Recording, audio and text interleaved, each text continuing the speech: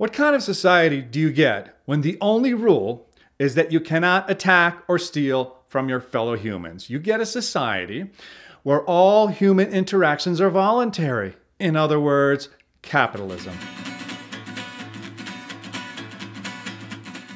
There's absolutely nothing inherent to capitalism that requires the kind of corporate structures we have today. Capitalism does not need the regulatory state, which provides current corporations with all their influence over government.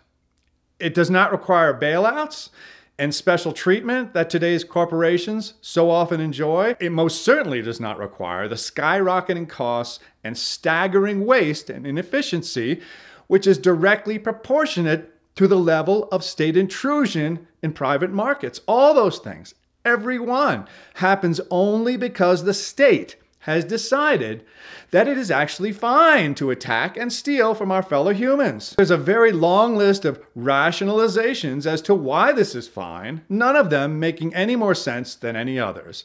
It all comes down to one simple thing: control.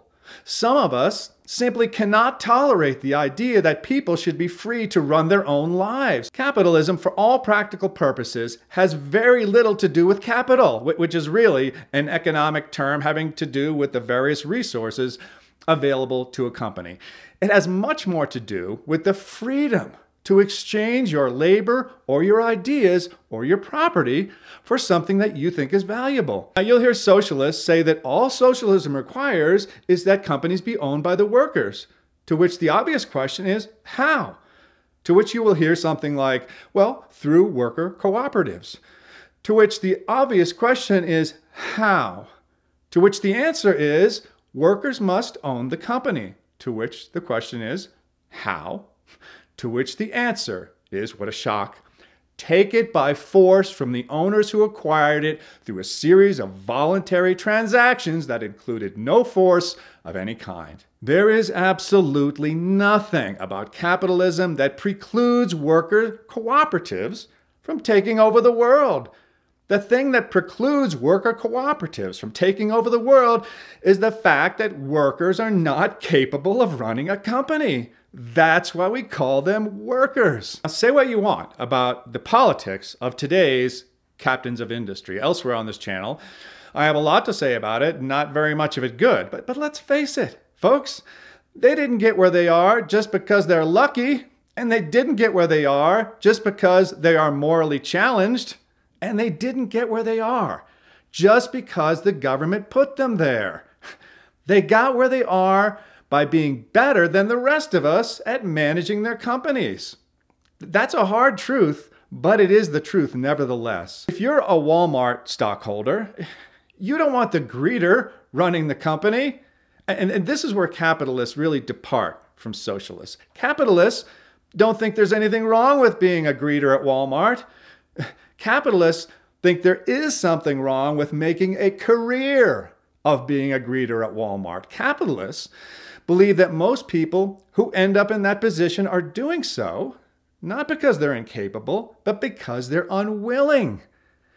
And that if we use violence to enable this unwillingness, we are harming all the parties involved. And the facts back them up. Capitalism is without a doubt the greatest engine of progress the world has ever seen because it works with the inherent gifts of humanity instead of against them. And yes, I mean gifts. Looking at human beings as some kind of science experiment that's gone horribly wrong is the kind of backward thinking that has got us stuck in the logical quagmire we find ourselves in today. Societies that use the most force to control individual decisions are the least successful. Societies that use the least force to control individual decisions are the most successful. And no, force is not some arbitrary concept that you can redefine any way you want. Refusing to work at a certain company is not force. Refusing to hire a certain worker is not force. Refusing to pay a wage that someone else might think is appropriate is not force. In fact, refusing to do anything, by definition, cannot be force. because force requires action. You cannot use force through inaction. You don't have to look very far down the food chain to see how incredibly lucky we are.